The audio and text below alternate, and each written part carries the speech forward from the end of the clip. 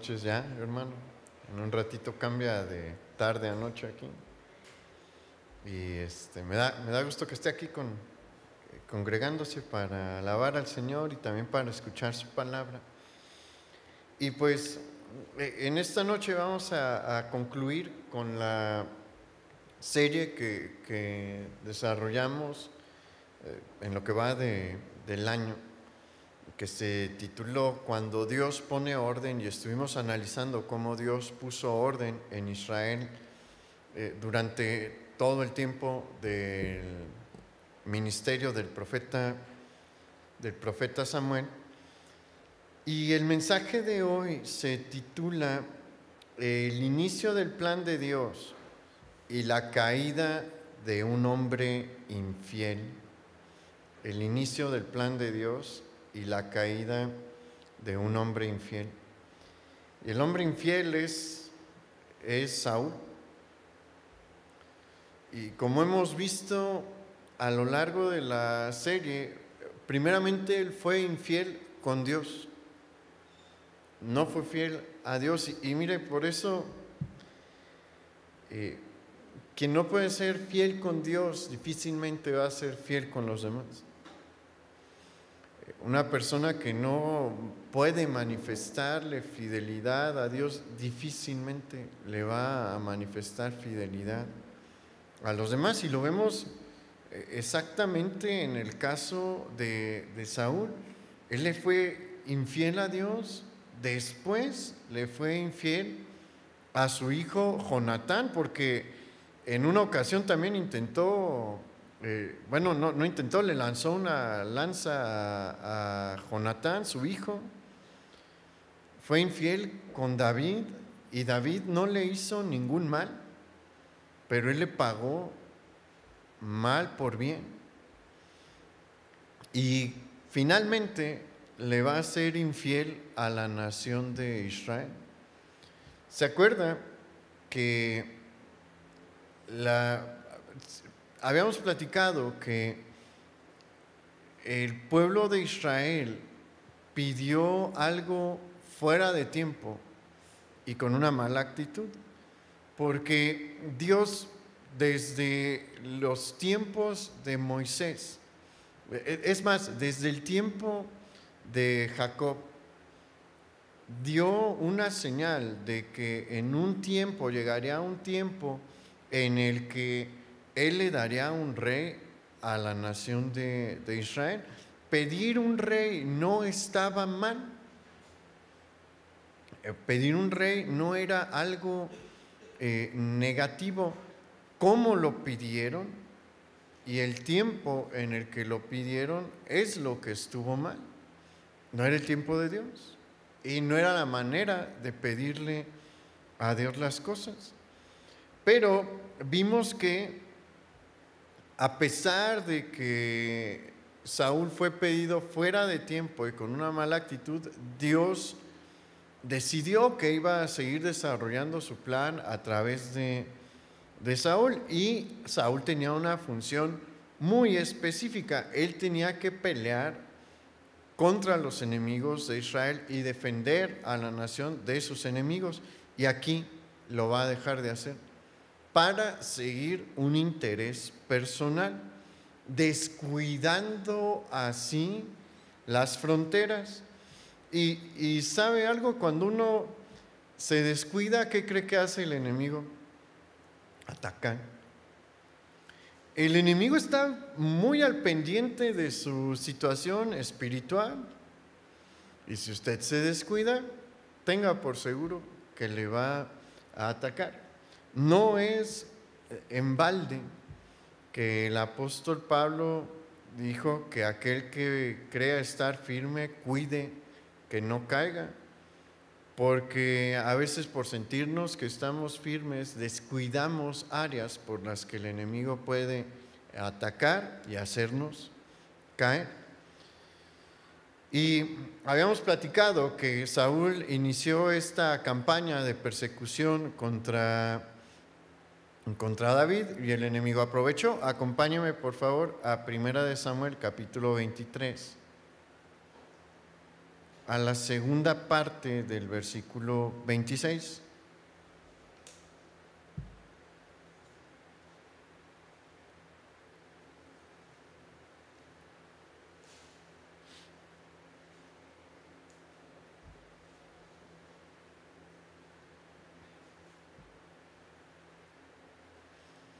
Dice: mas Saúl y sus hombres habían encerrado a David y a su gente para capturarlos.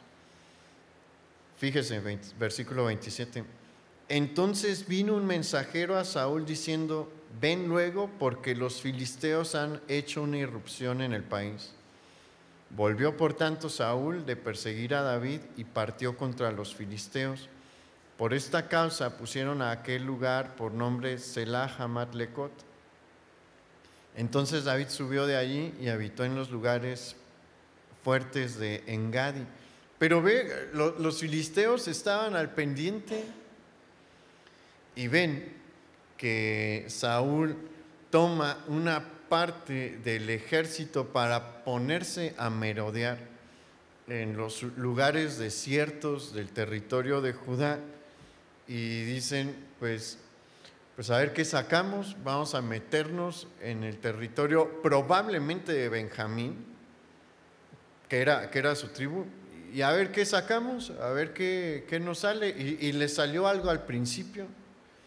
No crea que el desplazamiento era inmediato para poder enfrentar a los filisteos. Tampoco entró un ejército tan grande. Probablemente entraron compañías para pues hacer desorden en las ciudades y pueblos desprevenidos. Eso no hubiera pasado si Saúl hubiera estado haciendo lo que le tocaba hacer, pero es un hombre infiel.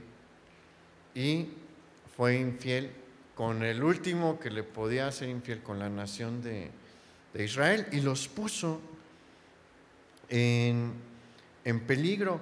Y mire, aquí es una cosa que hemos estado enfatizando a lo largo de varios mensajes. Israel, ¿qué pidió? Un rey como el de las demás naciones. ¿Qué recibió? Un rey como el de las demás naciones.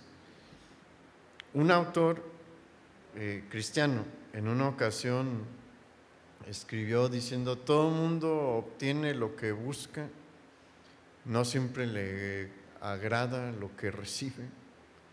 Y es verdad. Una persona que esté buscando pareja en el mundo la va a encontrar. Un cristiano que esté buscando pareja en el mundo la va a encontrar. No le va a gustar lo que se va a encontrar allí. Así como Israel al final no le gustó lo que encontró en Saúl,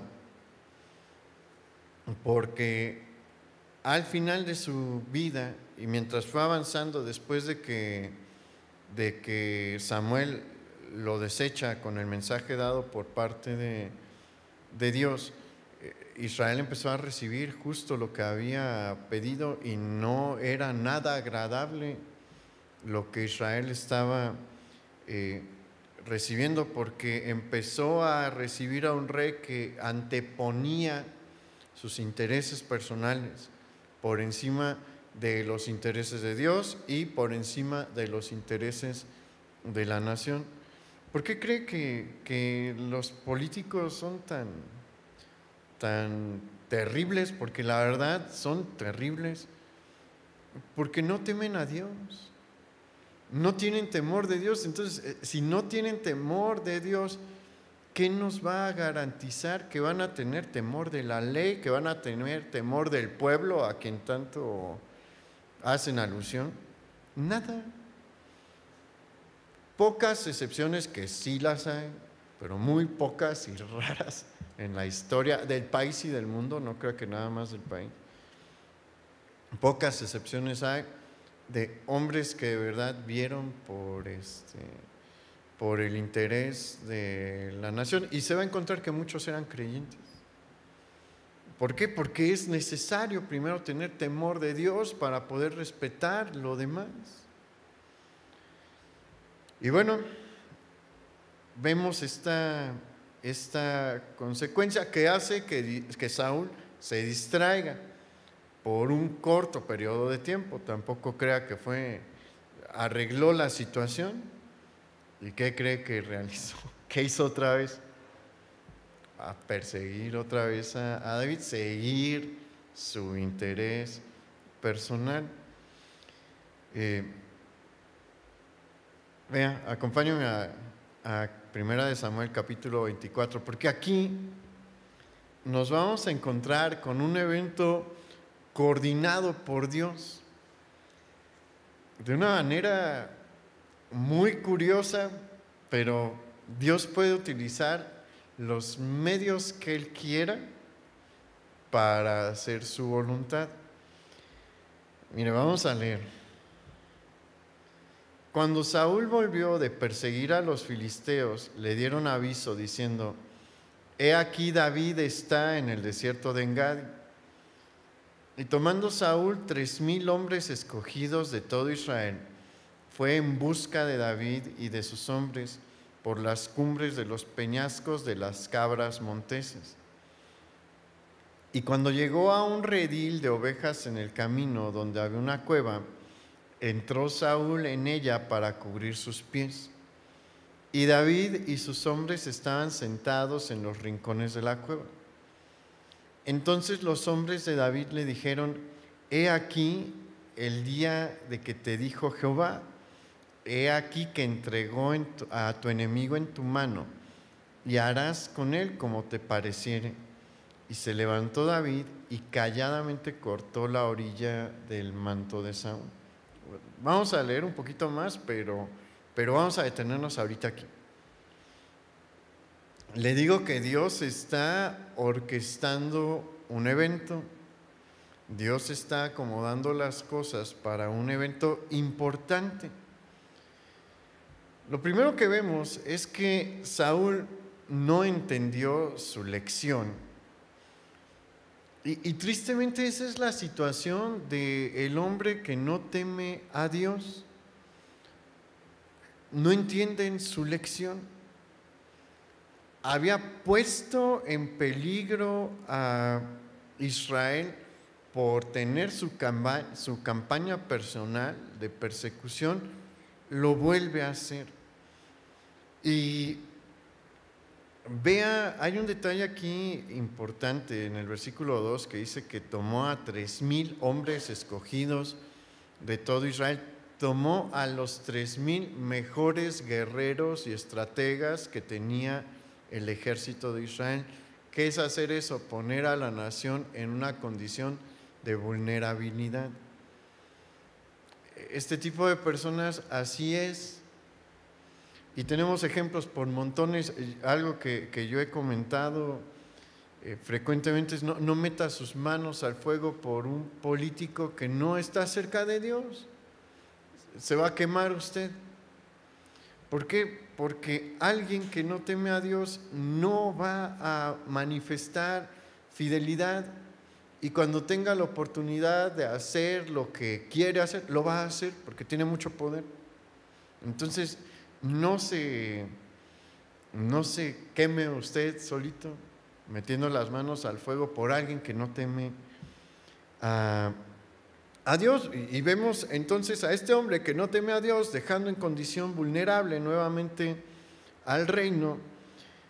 Pero aunque sale con 3,000 hombres, los más hábiles en la batalla y los más inteligentes en la estrategia, y aunque es el rey y debe de ser protegido en todo momento, porque en este tiempo, y bueno, la humanidad en realidad no cambia mucho, porque si algo le pasara a nuestra presidenta sería un caos en la nación. ¿Por qué? Porque son las cabezas de la nación, y que algo malo le suceda siempre daña de una u otra forma la moral del pueblo.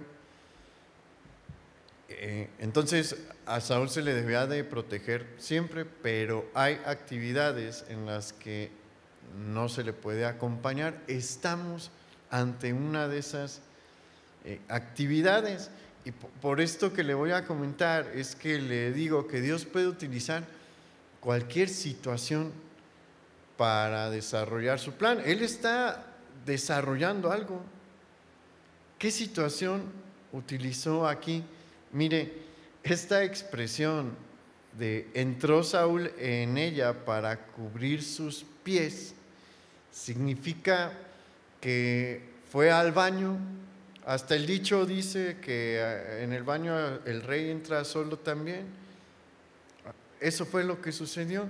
Y vea cómo Dios está acomodando las cosas aquí, porque esta zona de Engadi es una zona en la que hay muchas cuevas. Por algo David se escondió ahí, y aparte son cuevas que están interconectadas. Entonces, si alguien como David conoce bien la región y las cuevas, dice, si me meto por esta, salgo por tal lado del monte o salgo por otro monte, me puedo esconder bien aquí. Era muy difícil encontrar a alguien como David y sus hombres en esta región, pero Dios, le digo, usa lo que Él quiere para desarrollar su plan. Y pues Saúl tiene ganas de hacer sus necesidades y entra precisamente a la cueva donde está David, escondido. Y los hombres de David se dan cuenta. Casualidad de ninguna manera pudo ser. Es Dios obrando. ¿Y qué quiere hacer Dios? Mire, hemos platicado esto. Israel no supo discernir el tiempo para pedir las cosas. Tenía una promesa de Dios y no supo esperar su tiempo. Bien hubiera podido esperar, porque a lo largo de la serie vimos que piden un rey cuando Samuel todavía es muy capaz, y cuando David o ya nació o está por nacer, pero probablemente ya nació y ya lleva algunos años vivo. Si ellos hubieran esperado al tiempo de Dios, se hubieran ahorrado un montón de problemas, porque vimos también que Samuel era capaz, con el poder y la mano de Dios, de salir al frente en contra de los enemigos de Israel. Él no peleaba porque él era un sacerdote y era el profeta de Dios, pero sí daba la bendición para que el pueblo tuviera la victoria, como la que tuvo en la batalla de Mizpa. Pero decidieron que no iban a esperar por el tiempo de Dios ni las maneras de Dios, y obtuvieron un mal resultado. Eso tristemente pasa mucho en el pueblo de Dios, porque hemos platicado en varias ocasiones aquí en la iglesia y hemos preguntado quién tiene una promesa de parte de Dios. Levante su mano, y levantan su mano varios. La mayoría tenemos alguna promesa o esperanza en nuestro corazón por parte de Dios, pero como vemos que pasa el tiempo y hay circunstancias adversas, nos saltamos el tiempo de Dios y las cosas salen mal. Entre los jóvenes eso es algo muy común, porque llega a una edad en la que dicen, pues ya me quiero casar o ya quiero tener novia, y todos en algún momento decimos, pues es que no hay. Y muchos toman una mala decisión por adelantarse al tiempo de Dios. Dios prometió que nos iba a dar una pareja a la mayoría. Sí, hay algunos que tienen el don de continencia, que es su don, y a ellos no les va a tocar, pero son un mínimo dentro de la población cristiana.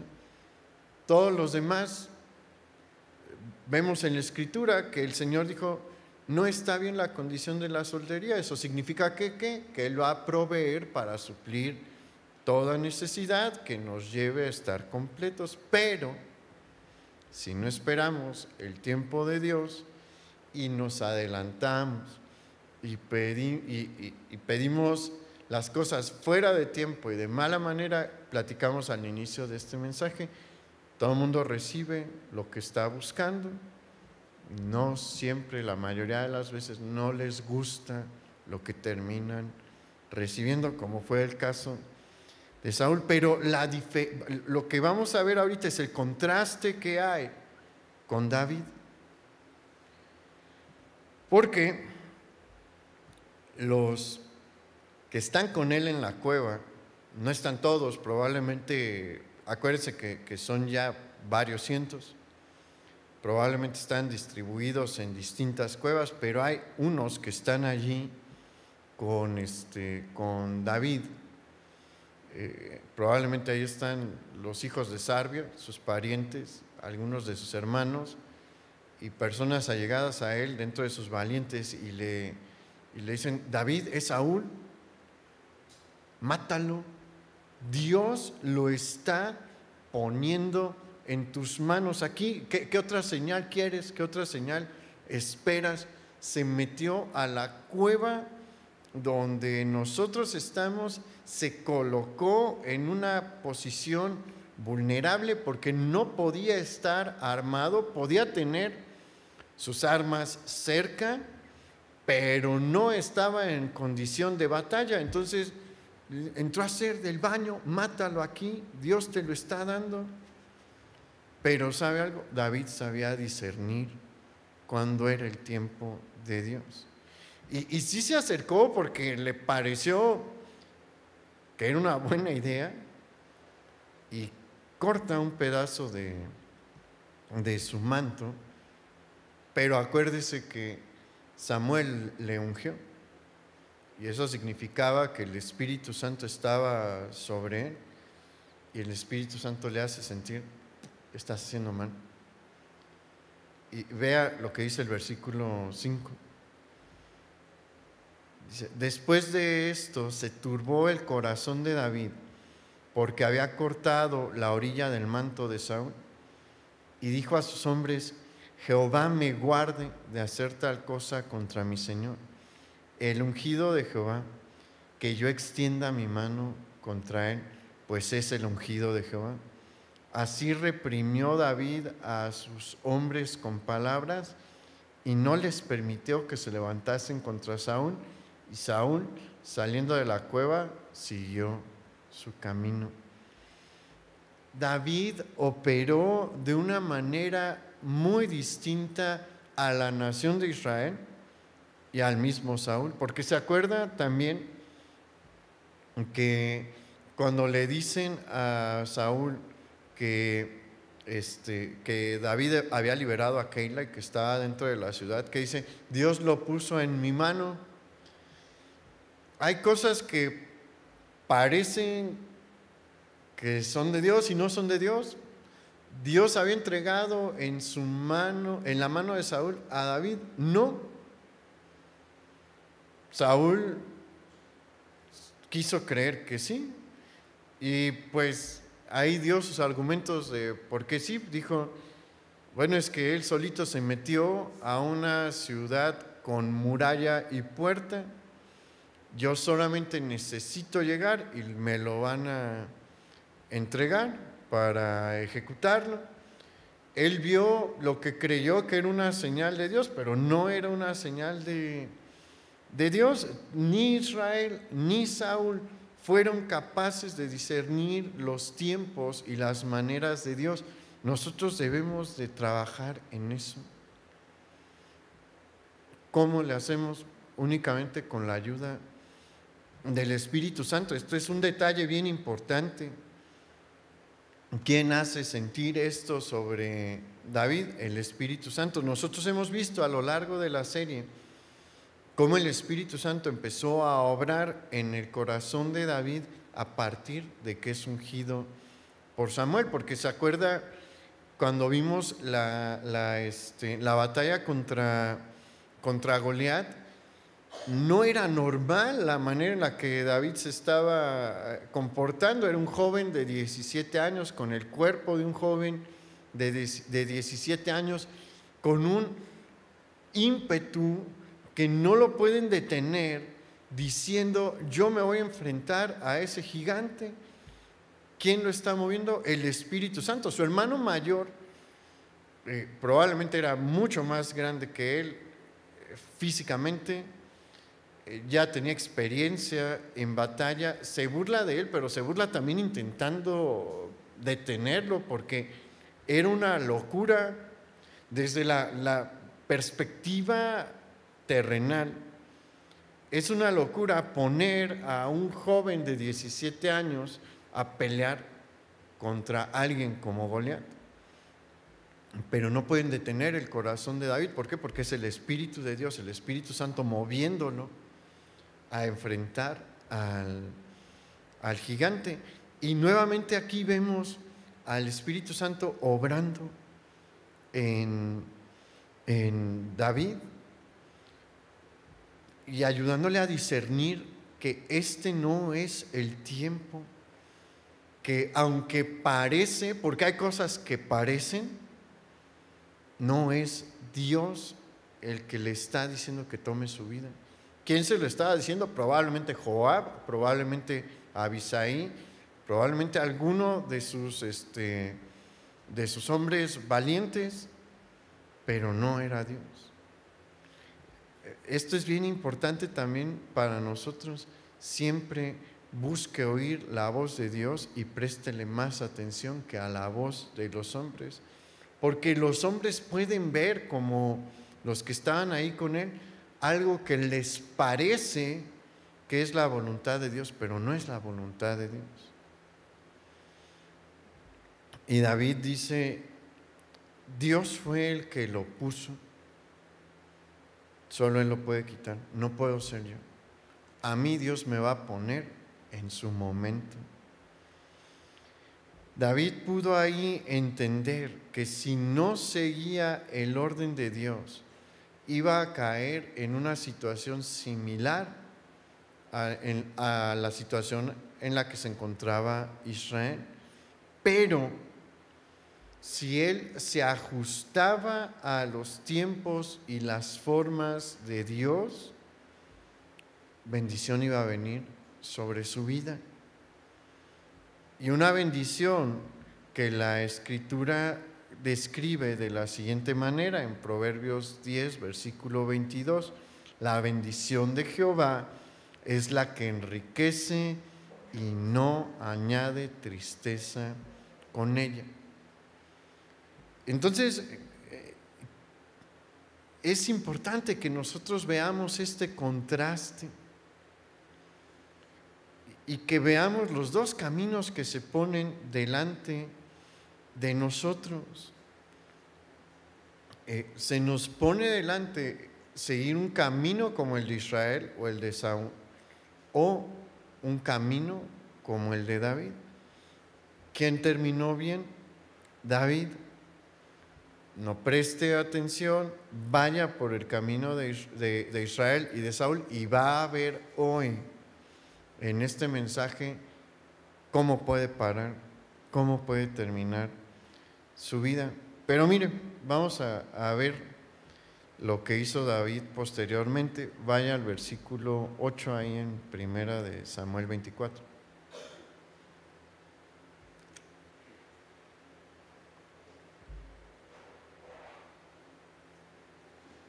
Versículo 8 dice: también David se levantó después y, saliendo de la cueva, dio voces detrás de Saúl diciendo: mi señor el rey. Y cuando Saúl miró hacia atrás, David inclinó su rostro a tierra e hizo reverencia. Y dijo David a Saúl: ¿por qué oyes las palabras de los que dicen, mira que David procura tu mal? He aquí, han visto hoy tus ojos cómo Jehová te ha puesto hoy en mis manos en la cueva, y me dijeron que te matase, pero te perdoné, porque dije, no extenderé mi mano contra mi Señor, porque es el ungido de Jehová. Y aconteció que cuando David acabó de decir estas palabras a Saúl, Saúl dijo, ¿no es esta la voz tuya, hijo mío David? Y alzó Saúl su voz y lloró. Y dijo a David, más justo eres tú que yo, que me has pagado con bien, habiéndote yo pagado con mal. Tú has mostrado hoy que has hecho conmigo bien, pues no me has dado muerte, habiéndome entregado Jehová en tu mano. Porque ¿quién hallará a su enemigo y lo dejaráis sano y salvo? Jehová te pague con bien por lo que en este día has hecho conmigo. Y ahora, como yo entiendo que tú has de reinar y que el reino de Israel ha de ser en tu mano firme y estable, júrame pues ahora por Jehová que no destruirás mi descendencia después de mí, ni borrarás mi nombre de la casa de mi padre. Entonces David juró a Saúl y se fue Saúl a su casa, y David y sus hombres subieron al lugar fuerte. Mire, de especial interés aquí es el versículo 17, porque el profeta Samuel le había dicho a Saúl que Dios había dado el reino a un hombre mejor que, le dijo, mejor que tú, voy a poner a alguien que es mejor que tú para que gobierne a mi pueblo. Y aquí vemos precisamente esto. El mismo Saúl tuvo que reconocer que David era un hombre más apto que él para gobernar al pueblo de Dios. ¿Por qué? Porque era un hombre fiel a Dios. Y con esto tiene por un tiempo fin la persecución de Saúl sobre David. Y después, vaya al siguiente capítulo, al capítulo 25, versículo 1. Es solo este versículo hace referencia a un evento importantísimo. Lo curioso es que es nada más un versículo el que se encuentra sobre este evento. Dice 1 Samuel 25:1, murió Samuel y se juntó todo Israel y lo lloraron y lo sepultaron en su casa en Ramá. ¿Por qué significa tanto este evento? Porque con la muerte de Samuel muere el líder espiritual de la nación más grande que ha tenido desde el tiempo de Moisés y de Josué. No hubo un líder espiritual en Israel de las proporciones de Moisés y de Josué hasta que se levanta Samuel. Y no va a volver a haber otro líder de la talla de Samuel hasta que viene el profeta Elías. Samuel es el puente entre Moisés y Josué y Elías. De igual manera es el último juez de Israel, y con su muerte se abre la puerta al periodo que se conoce como el reino unificado, pero, porque este periodo ya empezó con Saúl, pero va a iniciar el reino unificado con el rey.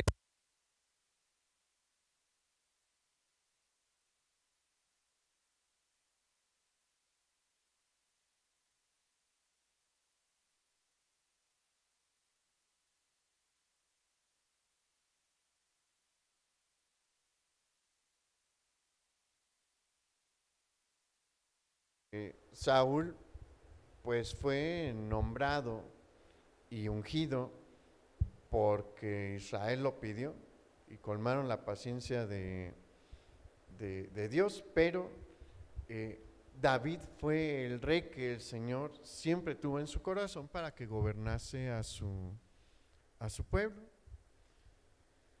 Y la muerte de Samuel fue un evento que conmovió a toda la nación. Y si vemos, aunque es cortito el pasaje, se nos deja ver que el lamento y el luto de Israel por la muerte de Samuel fue muy similar al luto y al llanto que tuvo la nación cuando murió Moisés.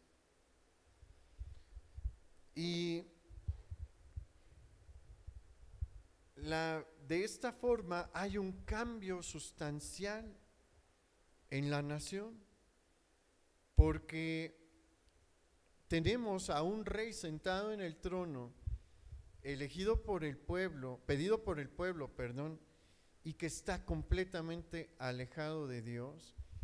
De manera simultánea vemos que el gran profeta de Dios ha partido a la presencia del Señor. Y por otro lado encontramos al rey elegido por Dios en persecución, sí, pero con la bendición de Dios. Y en su compañía está el sacerdote Abiatar con el Urim y el Tumim, con el Urim y el Tumim, y el profeta Gad. Y bueno, por unos años más, la contienda entre Saúl y David va a continuar. En este periodo, David se va a casar con Abigail. El número de hombres que siguen a David va a aumentar también. Va a volver a ser perseguido por Saúl. Vamos a encontrar que en una ocasión más David va a perdonar su vida. Usted puede seguir leyendo el libro de Samuel si quiere entrar a más detalle con todos estos eventos. La situación se vuelve tan difícil para David en un punto que tiene que volver a ir a Filistea para protegerse, y va a entrar al servicio del rey Aquís, uno de los reyes filisteos. Y durante este tiempo David se va a encargar de atacar a enemigos del pueblo de Israel. Y mientras David está haciendo esto, la mente y el corazón de Saúl se entenebrece más y más. Aquí es en donde vamos a ver en dónde se puede parar si no obedecemos a Dios, si no le somos fieles a Dios y nos ponemos a jugar en el terreno del enemigo. Porque eso es justo lo que vamos a ver con Saúl. Y esto fue un daño y un golpe también a la nación. El Señor, a lo largo de toda esta serie, nos ha dado esta luz de alerta para que nos cuidemos de no seguir los pasos de Israel y no seguir los pasos de Saúl. Porque si usted ve, el camino de Saúl fue de mal en peor. Siguió viviendo muy bien porque no dejó de ser el rey, siguió viviendo con lujos, siguió gozando de una vida real, pero su vida fue de mal en peor. Y llega un punto en el que los filisteos atacan nuevamente a Israel con una fuerza sustancial y han decidido que van a enfrentar a Saúl en Sunem. En este momento David está, como platicamos, con el rey Aquís, pero los filisteos dicen: no, ¿sabes qué, Aquís? No confiamos en David, regrésalo, porque qué tal que en medio de la batalla él junto con sus hombres empiecen a pelear desde adentro contra nosotros y no podemos correr ese riesgo. Aquís le explica la situación a David. David dice: pues es la voluntad de Dios. Se regresa cuando se regresa ve que los amalecitas han capturado a su esposa, a sus hijos y a los hombres que van con ellos. Y Dios sigue mostrando su bendición con David, porque les da las fuerzas y la información necesaria para dar con los amalecitas y capturarlos y rescatar ilesos a sus hijos y a sus esposas. ¿Cómo dijimos que cómo dice la Escritura que es la bendición de Dios? Enriquece y no añade tristeza con ella. ¿Vamos a estar libres de problemas? No. Hemos visto a lo largo de esta serie, David tuvo muchos problemas, pero muchos problemas, pero de todos los sacó Dios adelante. ¿Por qué? Porque la bendición de Dios estaba ahí con él, y la bendición de Dios es la que enriquece y no añade tristeza con ella. Entonces, siga estos pasos de David, discierna la voluntad de Dios y sígala en el tiempo y en la forma de Dios, porque si no, vea lo que le puede pasar. Saúl está en completa oscuridad. Samuel ya murió. Y Samuel llevaba ya tiempo sin tener contacto con Saúl para darle dirección. Saúl ordenó la muerte de Ahimelech, sumo sacerdote, y de todos los sacerdotes que vivían en la ciudad de Nob.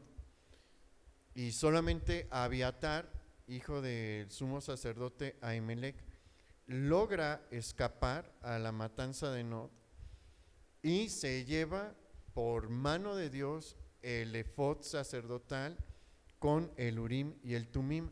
Saúl ya no puede consultar a Dios a través del Urim y el Tumim. No puede tener palabra de Dios y tiene a un enemigo colosal enfrente. Se encuentra solo y desesperado. Ve la situación tan distinta. Por un lado, David tuvo su problema, pero la mano de Dios estuvo con él. Y él le mostró todo lo que necesitaba mostrarle para darle la victoria y sacarlo adelante. Saúl tendrá todos los recursos, tendrá todo lo que se necesitaba, pero no tenía lo más importante, que era Dios de su parte. Y está en completa oscuridad, y este camino desembocó en este acto terrible que va a realizar. ¿Se acuerda cuando vimos lo de la matanza de los sacerdotes de Nob? Yo le dije que ese era su segundo punto más bajo en su vida. Siempre se puede caer más bajo. El enemigo siempre encuentra la manera de hacernos caer más. Y aquí este va a ser el punto más bajo de la vida de Saúl. Y quiero que lo leamos y que usted vea la advertencia que Dios nos da. Si seguimos los pasos de Saúl, aquí es en donde vamos a parar. Probablemente no en la misma situación, pero sí en un lugar tan bajo como el de Saúl. Acompáñeme a 1 Samuel capítulo 28, versículo 7.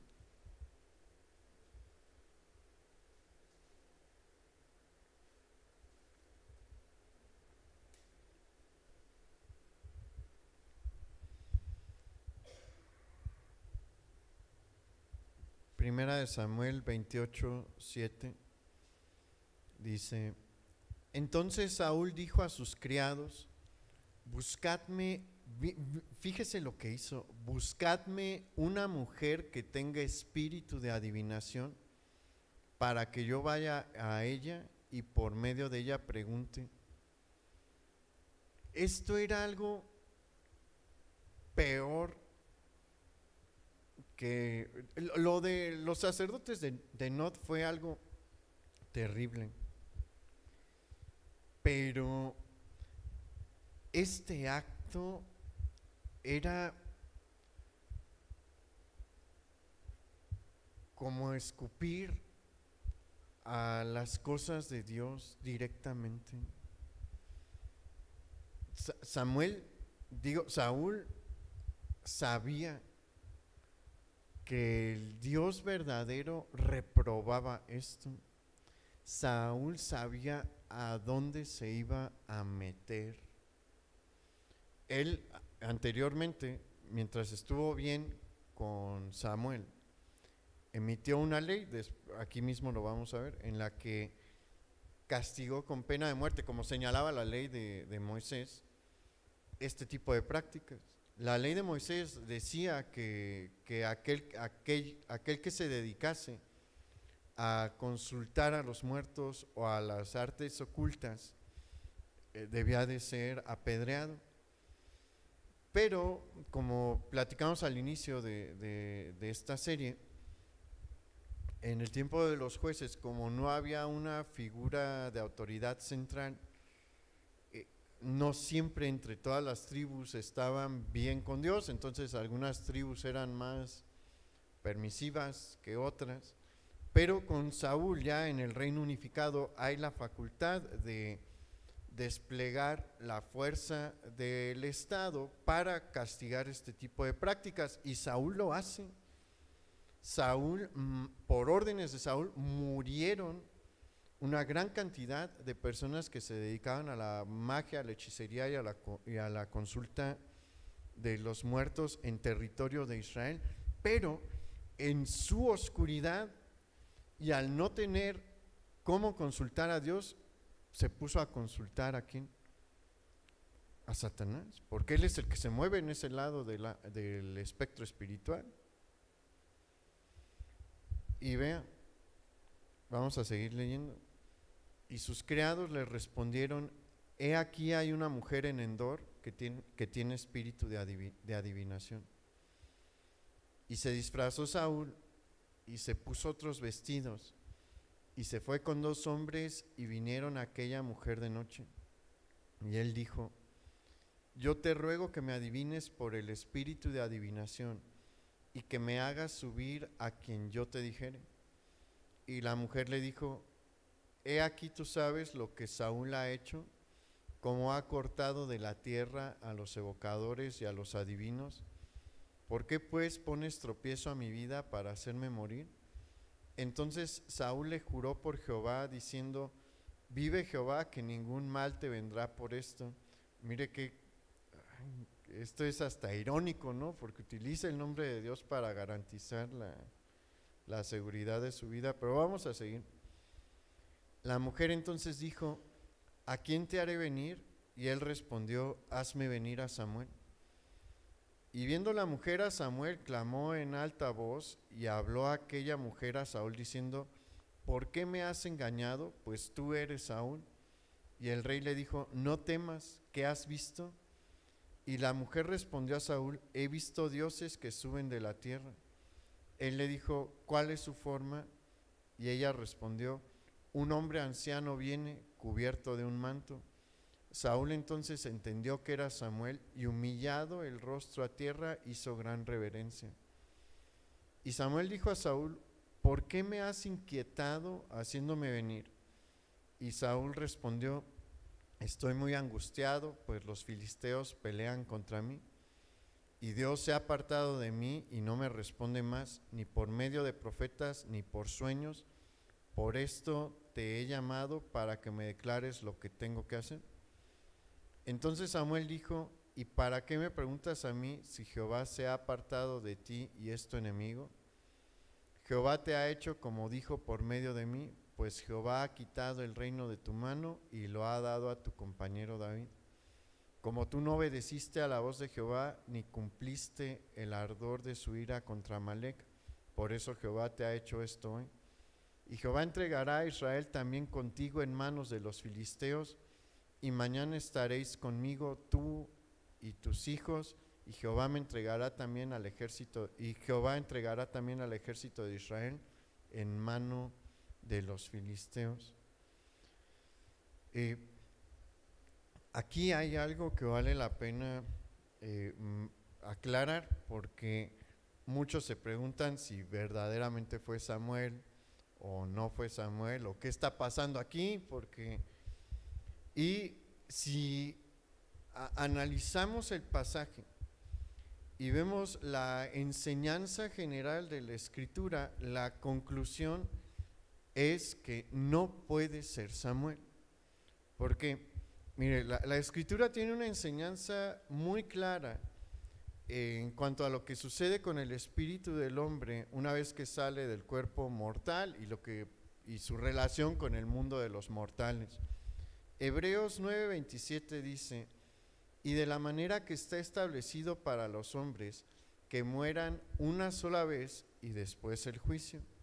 ¿Se acuerda también de la parábola del rico y Lázaro? El hombre rico le dice a Abraham: permite que Lázaro regrese, y le habla a mis hermanos, se le permite. No. ¿Por qué? Porque no era la manera para que se convirtiesen, pero también porque el alma de los hombres, el espíritu del hombre, una vez que parte del mundo de los mortales, no puede volver aquí. Entonces, pero se nos describe una aparición de Samuel. ¿Quién es este espíritu de Samuel que se nos presenta aquí?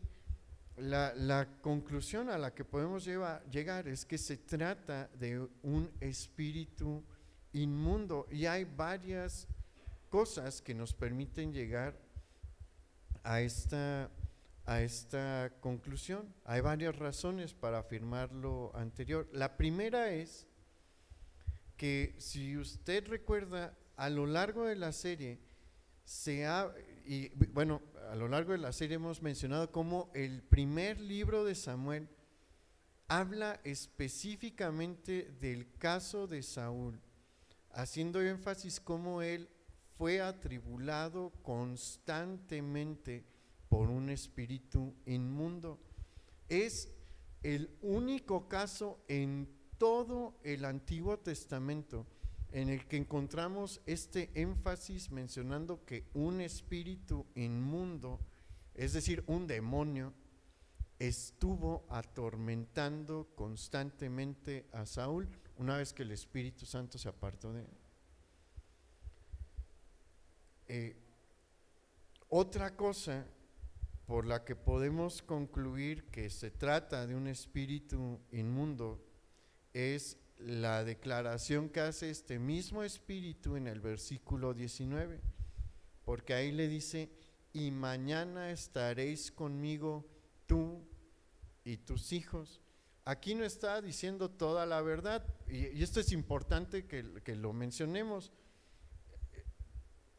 Los demonios nunca nos van a decir toda la verdad. Nos pueden decir algo de verdad, pero no toda la verdad. ¿Qué no estaba diciendo de verdad? Le dice: tus hijos. Acuérdese que ahí está Jonatán, y Jonatán va a morir efectivamente al siguiente día en batalla. Pero ¿dónde está Jonatán ahorita? En la presencia de Dios. ¿Por qué? Porque él creía en lo que Dios mostraba, y Dios mostró: David es el rey. ¿Qué hizo Jonatán? Él es el rey porque yo me someto a lo que dice Dios. Samuel, ¿dónde está? Ahorita, ¿dónde está Samuel? En la presencia de Dios. En el momento en el que él murió, su espíritu y su alma partieron a la presencia de Dios. ¿Saúl iba a la presencia de Dios?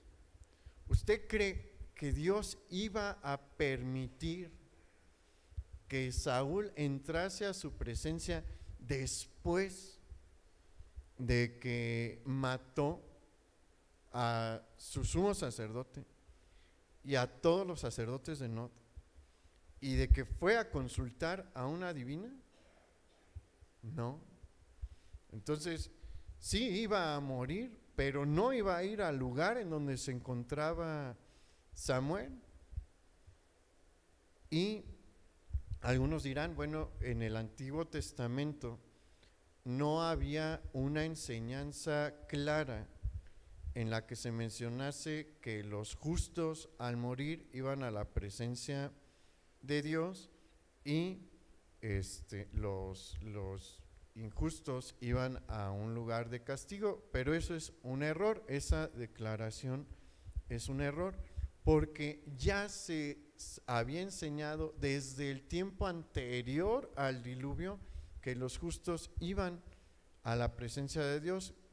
Y uno dirá, y pueden preguntar, ¿y cómo? Con Enoc. Acuérdese de Enoc. Enoc es de los primeros dentro de la descendencia de Adán. ¿Y qué hizo Dios? Fue justo y se lo llevó a su presencia. Desde ese momento se les enseña claramente a los hijos de Adán que los justos van a la presencia de Dios, porque Él recompensa eso. Y bueno, ya había la esperanza del Mesías desde la salida del Edén. Entonces, esto es algo que encontramos desde las etapas primeras de la humanidad, esta enseñanza. Y también encontramos la contraparte, porque se acuerda de Coré. Cuando Coré se rebela contra Moisés, ¿qué dice la Escritura? Que la tierra se abrió y que ellos descendieron, ¿qué? Vivos al Seol. Y este es el detalle importante. Aquí es en donde vamos a encontrar estas dos enseñanzas desde tempranas etapas dentro de la Escritura. De Enoc se nos menciona esto, que es traspuesto y llevado a la presencia de Dios.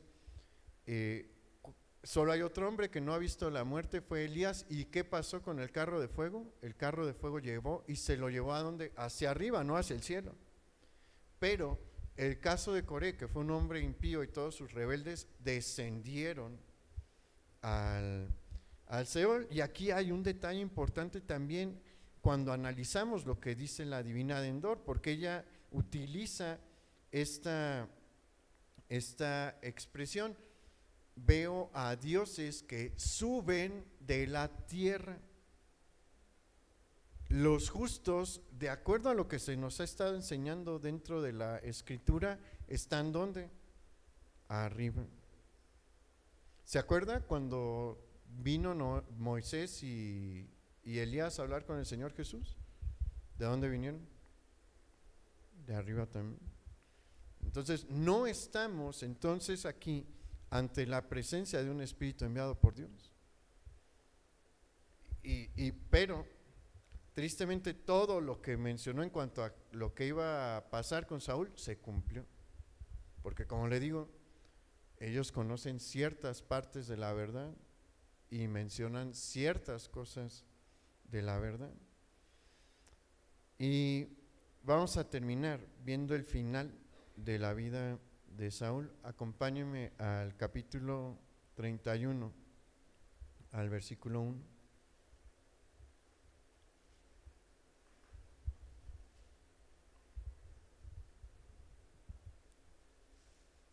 Dice: los filisteos pues pelearon contra Israel, y los de Israel huyeron delante de los filisteos y cayeron muertos en el monte de Gilboa. Y siguiendo los filisteos a Saúl y a sus hijos, mataron a Jonatán, a Abinadab y a Malquisúa, hijos de Saúl.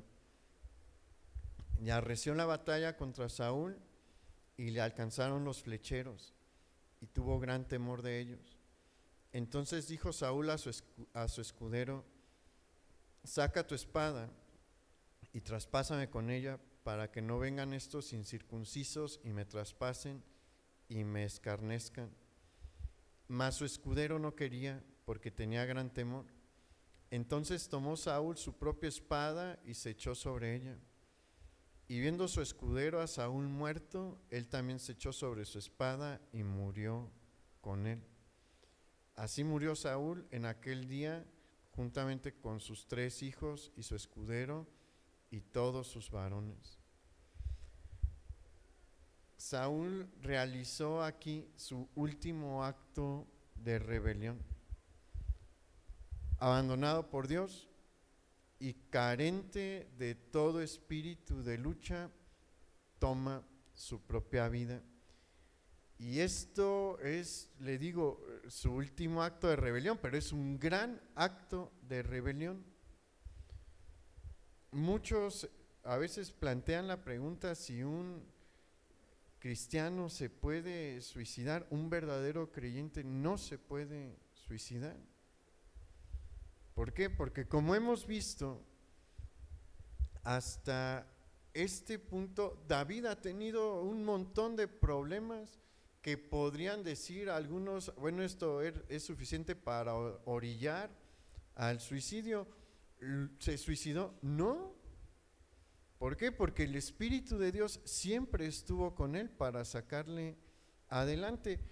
Yo firmemente creo que no ha habido otra persona en esta tierra con una tribulación peor que la de Job.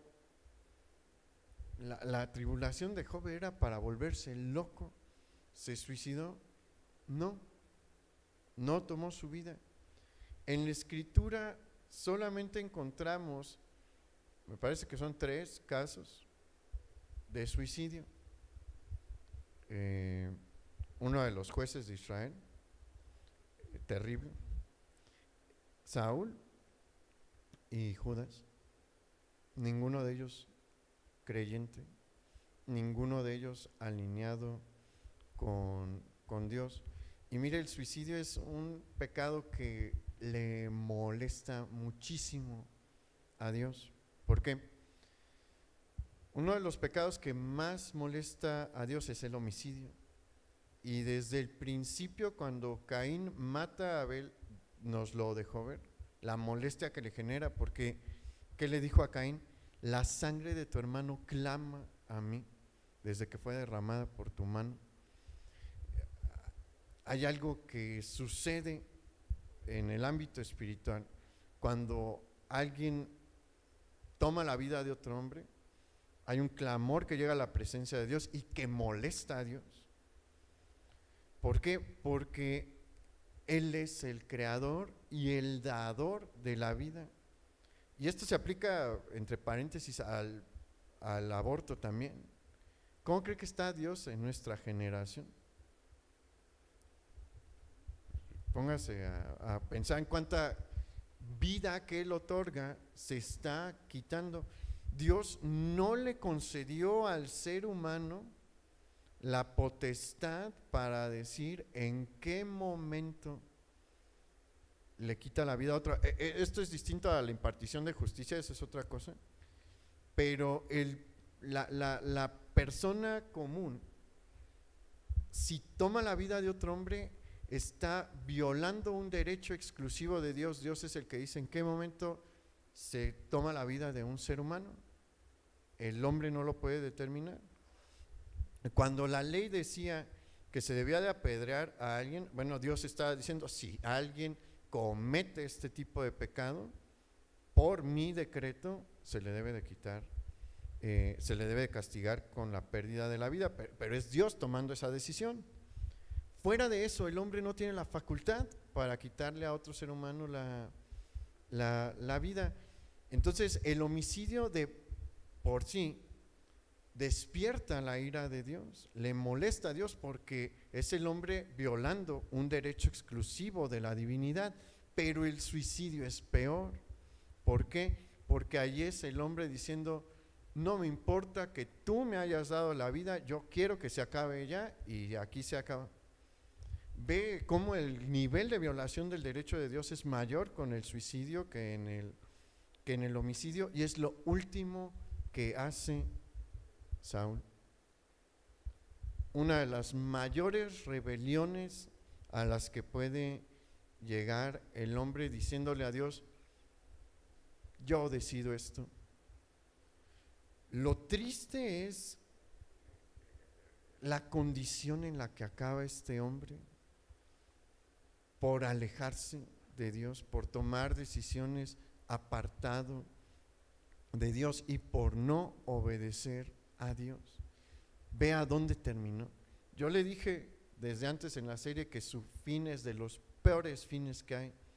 en la Escritura, termina completamente alejado de Dios y carente ya de espíritu de pelea, porque como le dije en otro mensaje, ni siquiera quiso tener una muerte heroica diciendo: yo me voy a lanzar contra los enemigos y a ver a cuántos mato antes de que me maten a mí. Alguien me va a matar, pero no se van a ir limpios. Mira, hasta en las historias de los caballeros, en las historias del rey Arturo y así, había unos que decían: sé que voy a morir en batalla, estoy seguro de eso, pero va a ser en batalla y no va a ser y no se van a ir limpios los que peleen contra mí. Pero Saúl ya no tiene eso. ¿Por qué? Porque el enemigo logró robarle todo. Por eso es una gran advertencia el caso de Saúl. Y es un contraste el que Dios nos ha permitido ver con la vida de David. El enemigo terminó robándole todo a Saúl y el Espíritu de Dios le dio todo a David. Y ha puesto esto delante de nosotros porque probablemente estamos a veces en encrucijadas de si obedezco la voluntad de Dios, me ajusto al tiempo de Dios o voy por mi camino. Aquí están los dos finales.